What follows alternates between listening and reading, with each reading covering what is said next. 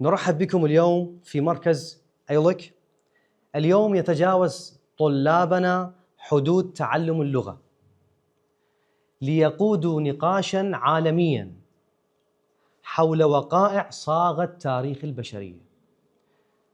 فمحطتنا الأولى اليوم ستكون هي الحرب العالمية الأولى. دعونا نستعرض سوياً آفاق إبداعهم.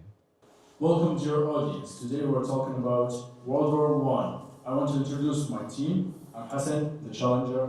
We got Mustafa, the host, Yasser, the visual director, Abdullah, the reporter, and Karam, the expert matter. A huge shout out to Mr. Yasser. Here you go. Please, loud.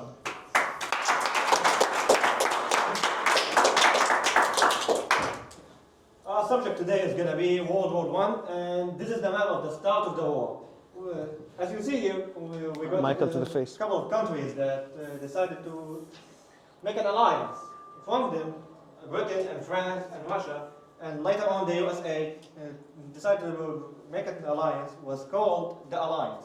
A creative name. What a creative name. And we have on the other side, Austria and Hungary, and Italy and Germany, and some of the Baltic countries. They decided to become an alliance as well, and their name was the Axis Forces. I give the mic to Mustafa. Thank you. I'll personally start with a brief summary of World War I.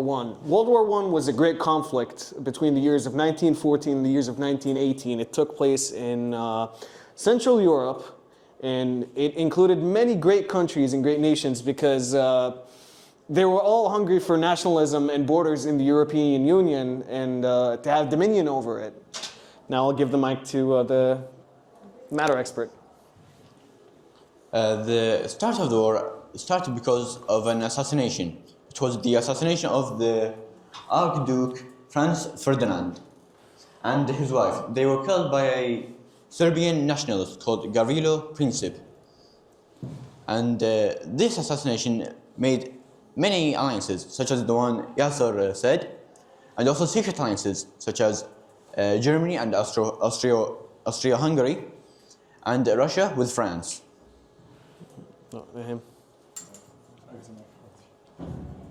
So, what was Germany's role in the beginning of the war, and who was their leader? So the leader of Germany at the time was, as you can see, Kaiser Wilhelm II. And he made this secret alliance I mentioned earlier with Austria-Hungary. He provided them with secret arms and funding to fight the war against Serbia. But why did he do that instead of trying to prevent the war? Because he wanted a strong Germany that could dominate Europe economically and militarily in strength.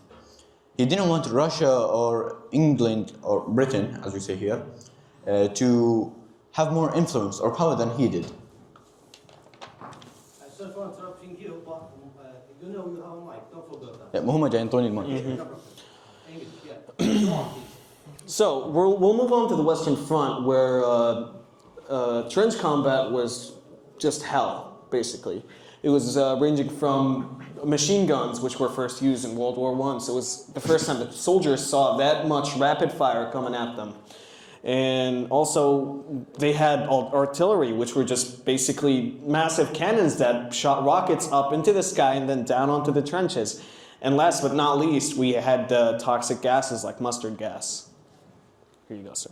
So who was the first? Oh, okay. I got a question to the expert master. Come. So basically, what was the point of the trenches and how were they dig?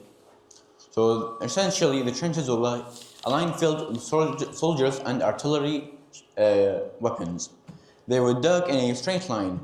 They weren't dug in a straight line. They were dug in zigzag patterns. What was that? So I'd like to go back to the gas attacks. Who was the first ever to use gas attacks? Right. The first ever to use gas attacks was Germany, and they used it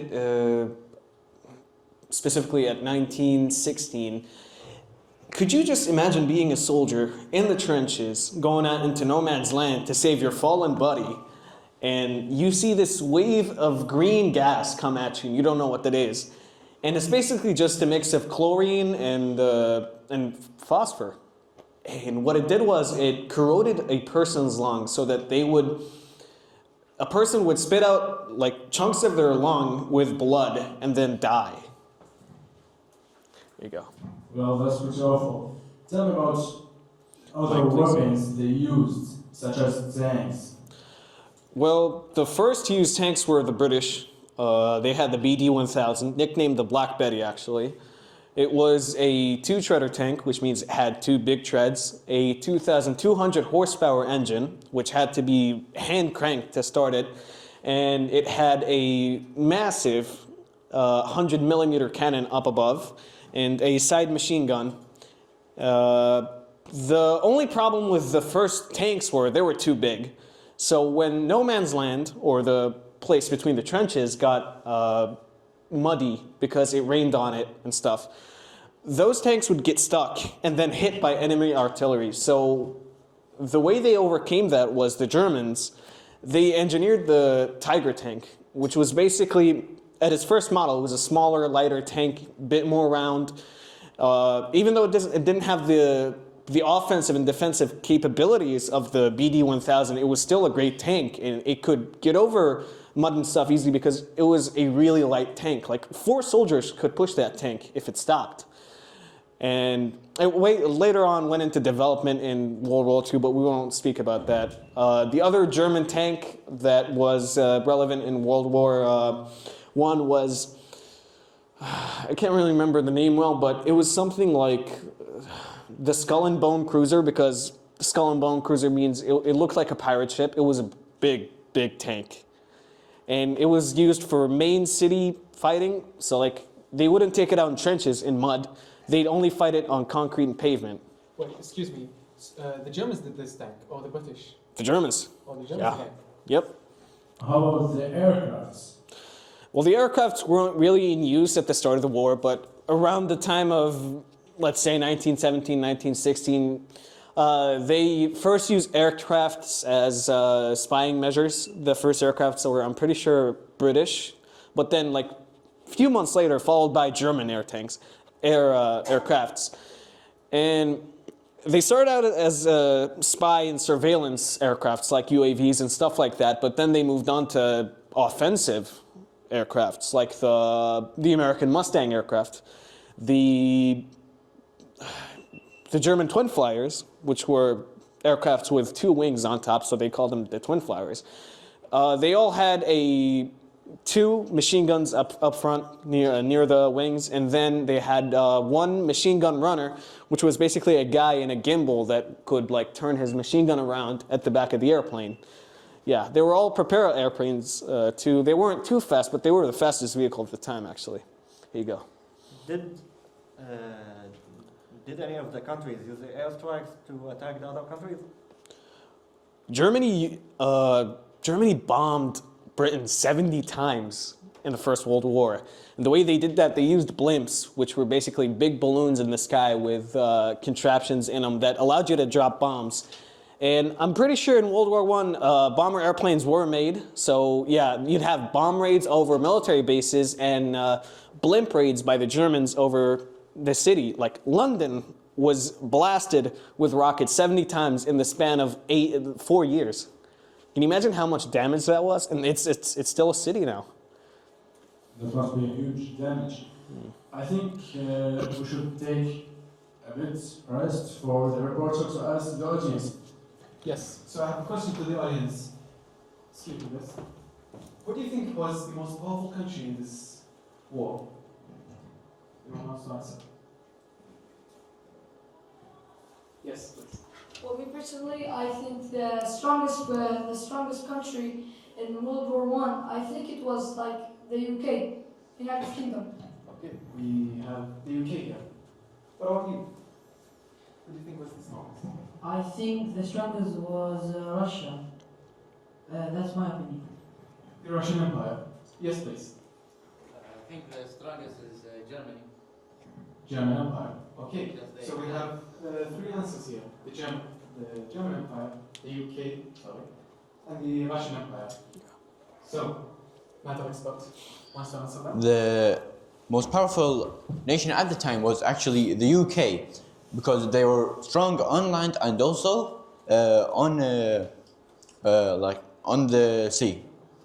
They had strong naval forces with about 20 dreadnought ships, while Germany only had 14. And the UK had also over 100 cruise ships. I have a question to the expert matter. So basically, didn't Britain try to drown trading ships to create some sort of, Actually, what was it called? the blockade. Right. So Britain put up a blockade on the North Sea to block all merchant ships from going to Germany. So they were essentially in a siege. But Germany also sent ships to break the blockade. They were trying to break the blockade and at the same time sink merchant ships for Britain, so that they could starve Britain into submission. Should we talk about Iraq's involvement in World War I? Yeah, that's Of course, I was about to ask, what was Iraq's role in World War I and how did it become independent? Well, Iraq started out as controlled by Ottomans, which were Turks at the time. It was a big theater of war, which was called the Mesopotamian Campaign. Then Britain actually came to invade Iraq just to protect their assets by stealing the Suez Canal, which is an oil canal. And then the British took over Baghdad in 1917, March 11th. So that was when the Ottomans started pushing back. But really, most of the work at the time was tribal men. And the population of Iraq in general, they were really against the British and really against the Turks. And so the trajectory of Iraq in World War I was just merely insane to say. It moved on from being Ottoman-controlled to being a British kingdom to now being a free country, which I think is crazy. So basically, Britain decided to invade Iraq and take it from the Ottoman Empire as well as Basra city. So they moved up from Basra city to Baghdad. Since the Ottoman Empire was busy defending their front line, they did not have enough soldiers to send in Iraq in like enough time. So basically, what happened that the people of the country, the people of the city were mostly farmers and religious people. They had to defend themselves against the British. They held up well, but in the end, the British overwhelmed them with firepower. Okay, that's cool. So what now? I remember a fun fact that your grandpa was a soldier in the World War I. My great-grandfather was an Iraqi soldier in World War I. He wasn't a soldier, basically. He was head of the tribe back then. And tribesmen, they were protesting and they were against, basically, the invading forces. So all that I got from my great-grandfather as like an inheritance was his rifle, which was a German rifle. And the Germans supplied the Turks. So it was basically a Turkish rifle, which was made in 1916, and I have it hung up in my room right now. And I'm really proud of it, because it just shows me how much an Iraqi loves their country no matter what comes across it. This gun is like 100 years old. It is 100 years old. It's about 110, actually. Yeah. I think the reporter wants to ask another question to the audience. Yes, let's ask the audience another question. So, we talked about who was the strongest. If you don't mind, please. Yes. Before your question, I want to ask you a question. Okay. Me? Yeah. I have a question here. Sure.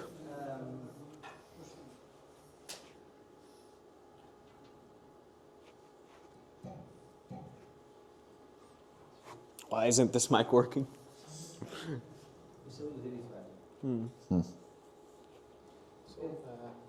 Please, thank you. It's an interesting podcast. I want to ask you a question. Okay. Before you ask us a question. Sure. If the soldier in the trench of 1914 Yep. had access to TikTok or Instagram, Yeah. do you think the war would have lasted for 4 long years? Or would the power of social media have forced the war to stop it in just a few days?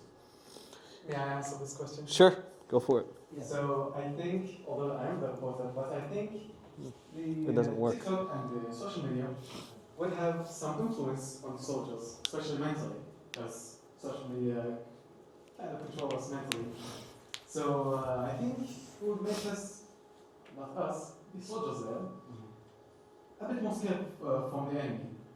Especially the Germans, at this time they were evolving their military so much. They already had tanks and bombs. Bombed, as you said, bombed London over 70 times on these 4 years. Can I ask you another question? That was loud. Now, you answer my question, please. Okay, sure. Well, it would depend on if there was propaganda from the country of the soldier being spread through TikTok. If there was propaganda, then that soldier would probably be hyped up to go out there and to kill some more soldiers.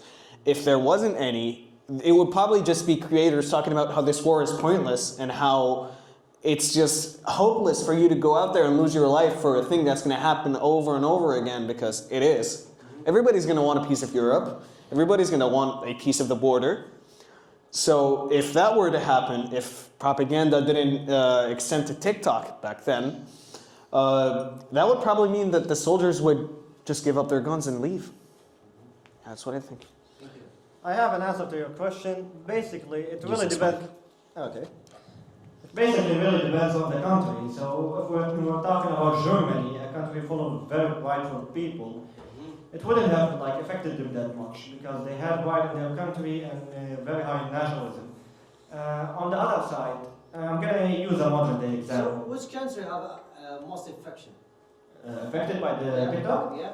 I think At that time. At that time. Yeah. I think it would be either France or Britain. Yeah. Why? What do you think?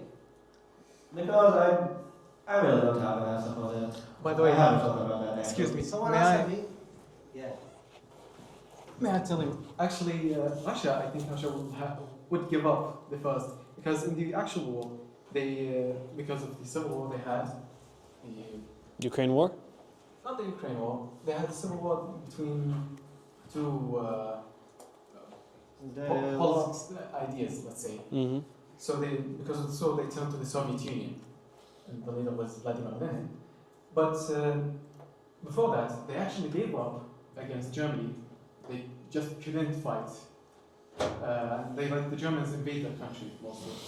So from the propaganda, I think Russia would give up first. Actually, I like to give my opinion. I don't think Russia or Germany would give up first. Can you get the mic? Because, Keep talking. in my opinion, Russia and Germany are more disciplined and would focus more on the war than on social media or other distractions. I have an answer for that. Basically, I don't think this is true because Russia at the time was struggling with famine and another very bad social standards and maybe bad living conditions, basically. So, in them spending time into the war, it wouldn't be a good investment into the people. So the people are starving. Why are you fighting a war you can't afford? You are talking about Russia, is that right? Right. Yeah. That's all I have to say. My opinion is that America would be the most influenced by TikTok. Yeah. Because America wasn't just work, sleep, eat, repeat. America had entertainment back then. They had opera, they had acting, they had theater. So Americans were used to watching something and being entertained by something. So if you give them TikTok, they might never get off the phone. Yeah. Okay. I have another question, if you don't mind, please. Of course, go right ahead. Yeah. Here we have independence of Iraq. Mm-hmm. What do you say here exactly? What is the independence at that time for Iraq country? In brief, please. Independence at that time. Well, it wasn't independence. It was independence after that, but it was independence from the Ottomans. But then later, we got controlled by the British, which to me is way worse. But why is it an independence? Because if Britain didn't try to invade us, we would still be under Ottoman rule, I'm pretty sure. I don't think any of the other Arabian countries would have helped us get Iraq back from the Turks. Yeah. you mean the location of Iraq have a good rule? Not particularly. You're surrounded by countries that might want to invade you. You're full of oil, and you don't have that much rough terrain to cover up your borders, so you're very easy to attack. We also don't have that many naval ports, so we don't have that great of sea fighting warfare capabilities. Yeah. Thank you. I have a question for our host friend. Here you go, sir. Of course. We talked about the TikTok and Instagram at that time. What do you think of AI at that time? Well, I think AI might help at that time to plan the war and all of that. Okay, because it's artificial intelligence. Okay, so it will help you. Relating to the fakeness, like the last video that you had been watched about the Netanyahu, it was the fake. Did you watch it? Yeah, about him dying, right? I think. Yeah. Have 6 fingers, as we see. Yeah, and he made another video about, other than 6 fingers, he was in a coffee shop. But the coffee shop actually recorded, it says on the computer, when you pay using a phone or It was 2024. Yes, 2024. And then another video showing him talking to some women with a dog, hanging out. But in this video, he was wearing the finger in a frame, and in the next frame, there was no finger. So we still don't know for sure if he's dead or not. Of course, we need the... You need to see a body. From the Palestinians or the Israelis. But... So my question in this film, if this thing happened at that time, what is the result? You know? I'm pretty sure soldiers were already used to propaganda back then. They were pretty savvy to politics back then, so I think they'd catch on that it's fake. And people back then used to really look into things, not like now, they just glance over them. So you'd look into the photo that you're looking at. Why does Hitler have 7 fingers? Why does not Stalin, and not Hitler, why does the Kaiser have 2 noses? And why is he holding 2 cigarettes in one hand? It wouldn't be possible. No, they would catch on pretty quickly. And AI has this distinctive blur about it. It's different from a real human's appearance. So I think they'd actually be pretty easy to tell. Basically... Here you go, hold this mic. Okay. Basically,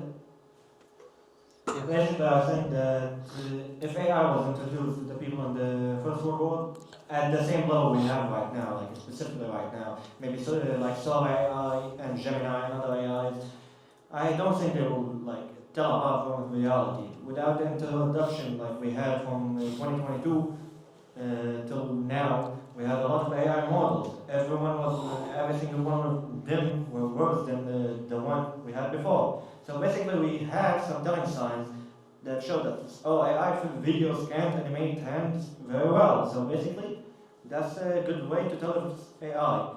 But after Solar AI, it can animate hands perfectly. You can't tell it from reality unless you use the logic for it. Maybe I saw a while ago a video of a cat jumping from a car and instantly going into the car back, but it didn't make sense. The cat went too fast. Went too fast from the car up, and there was other car that went through the door. Not through the door specifically, but if you open the door in the street, and there's a very busy street, there wouldn't be enough space to open the door fully, but it was open fully, and there wasn't any collision. So basically, that's a tell sign for it. That's what I think. That's why I think there could be people that can't tell if it's AI or not, but not really a lot of them. Especially if that was the first time they ever see AI. That's all what I think. Give the mic to Abdullah. Can I add something? Yeah, please. Not only that, I've seen some pictures. They were so perfect, I couldn't tell if they were AI or actually real. So. Google Gemini and Google introduced us to a AI detector. Yes? Sense ID. Sense ID. To detect if this AI or not. You give him give the AI the picture, send it to him, and tell him if that's AI. Also video. I'm not sure about videos. There's more. There's another AI tool. Yes. websites that could tell you this video is AI generated or not. Yes, and I've seen some pictures of people posting on social media showing that the Netanyahu video was actually fully AI. Yeah. So I think soldiers back then would use this technology that we have now to see if the leader was actually killed or not. And if he was killed, or she, they would maybe be... There were no she's back then, man. I don't think they would give up or something. I think they would be more enraged to get revenge for the leader, especially like the Japanese or the Germans. Can I get the mic? Well, to get away from AI for a bit, I guess you can tell I'm very anti-AI. I don't really like it, but who do you guys think was the strongest nation and why? I'll start first. Why is it the strongest nation? Not just talking about like military power. Britain was strong because it was a colonizing nation, which meant that it took over other countries like India, and it tried to take over Iraq, and it did. And what it aims for is to take over land with a lot of raw material like iron, wood, coal, stuff like that. Stuff that could power a steam-powered device or a steam-powered machine. And just from all of that, from taking apart other cultures, which I really don't stand for, colonization is horrible. They gained strength. Like, they had tons of Indian soldiers, tons of black soldiers, tons of Iraqi soldiers with them. And it's all just theft, but I mean, it worked. So who do you think was strong and why, in your opinion? We'll start with you first. I basically think Britain and the USA were equally strong. Basically the USA because they had a lot of military funding, a lot of propaganda going against the Russians. Wait, that's before. Oh. Just again, Britain and the US. The US because strong military and people had a lot of belief in their current government. And Britain had like a lot of colonies, a lot of countries that they have colonized, a lot of soldiers. They control a lot of trade routes. They have basically the biggest navy in the world. So military plays a big part in why the US and UK is very strong. Well, for my opinion, I think Germany is the strongest nation back then because they were fighting from both sides, okay, and they had the tactical intelligence, and they even got strong military, and they got the materials in their country, right? Yep. So great scientists. yeah. In my opinion, it was actually, I agree with Hassan when he says Germany was strong because it was able to defend from the east and west while still funding Austria-Hungary's war. But I also think Russia is also very strong because of the mass of the country. It is so big that it's hard to conquer, and like so much land, and some of it is still not discovered. And imagine all the stuff you can find underground, like coal mines and oil and like gold and all the raw materials. And that's my opinion. Although I said Russia actually gave up in this war, they came back when the USA came to help the British and their allies, and they, with their help, they actually invaded back, got the land back from Germany. So, as Karam said, it's hard to conquer Russia, and he's right. In the Second World War, I know we're talking about the first one, but in the Second World War, when Hitler tried to invade Russia, he failed because of the Russian winter, which is the most deadly winter we could say in this earth. And before even this First World War, Napoleon, the French, actually even tried to invade Russia and failed for the same reason. But that's invading. About who's the strongest, we need to look about who can defend his country, who have the more power and raw material. As Mustafa said, and some students here said, the UK had the most power because of the materials, the naval forces, and their land, so it's a bit harder to invade. But I did some research and dig up this. The French actually has a very good and well-trained troops and very good military. And you have, let me look at this. The Ottomans, no, they were weak. Yeah, French they were were really weak. extremely weak. So yeah, the French and the UK were the strongest here.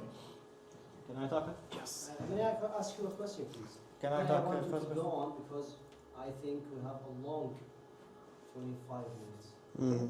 So just keep going after my question, please. My question is that if we replace Hitler with Benjamin Netanyahu, how could you differentiate? But Hitler was in World War II. You want to talk about this? Sure, we'll talk about it. No problem. Basically, they ain't different at all. Exactly. They're basically the same. Yeah. The only difference maybe Hitler is like Hitler had his own country and just a puppet state, not a puppet state, a puppet ruler for Italy as his main power or area he's controlling.